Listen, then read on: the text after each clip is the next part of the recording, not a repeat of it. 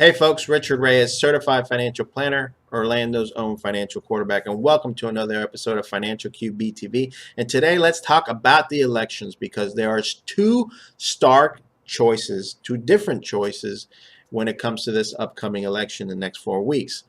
Both sides have their reasons of why the world will end if their candidate is not elected. Okay, and this has most of us kind of nervous and worrisome, especially when we have this bombardment of news on a 24/7 cycle.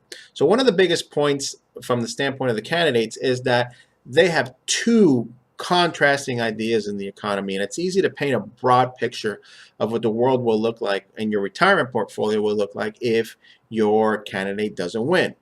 But what we have to do, what I have to do, is often step back and put all this information in context and take a look at history and so on and so forth, and come back to you and sort of refocus you.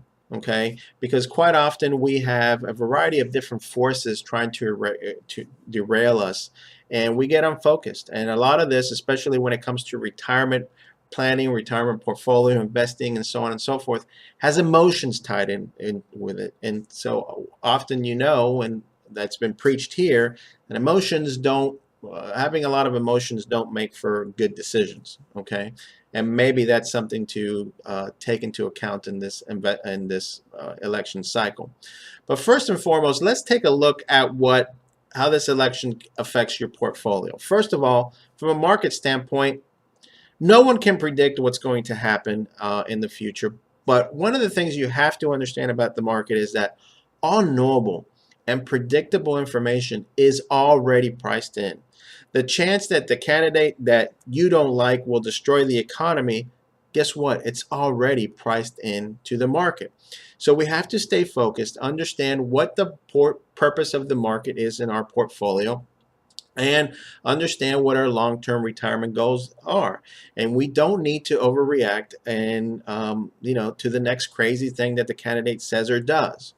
If you're invested with us and through us, you have to understand how our portfolios are structured, and our portfolios are structured just for this. Okay. Now, secondly, you have to understand that there is no shortage. Okay, there's always someone out there that is constantly looking for anything and everything that might conceivably impact the economy and markets, and there's no shortage of those folks that are looking for the next signal of the next apocalypse. All right, there's always somebody out there, and they're in many of the networks and most of the networks. So turn off the TV. Okay, so what should you do from the standpoint of your retirement portfolio? Well, nothing actually. There's always a reason to worry about things. There's always a reason to worry about markets collapsing, and the elections is just one of those things. If you look at those stock market charts that go up and they have little lines and so on and so forth, going up and down, up and down, up and down, we are just a blip in one of those little lines. Okay, when you look back 20 years from now, even 10 years from now, we're just a blip on that little line. So, but one of the things you have to understand, that while all this emotions are going on, the market still keeps chugging away. The economy still keeps chugging away, sometimes fast, sometimes slow, and so on. And from a market perspective, it still keeps chugging away, delivering good returns and solid returns to those who are disciplined and long-term investors. So from a retirement perspective, what my clients understand is that this is what you do. Number one, you have to have a plan. Okay? Then you have to cover all your basic expenses with secured guaranteed income. You have to continue to diversify your portfolio to minimize future taxes. You have to optimize the rest of your portfolio, or optimize a portion of your portfolio to protect against inflation, which is forever an issue with retirement. And you must have a plan. This will destroy you financially more than any presidential candidate. You must have a plan for long-term care. Okay, very important. And lastly, the most efficient way to pass along your wealth to your family, to your children, so on, is through some sort of life insurance. Okay, so if you have encompassed all of these points into your plan, or a good portion of these points, especially the planning for long-term care, you are going to be all right.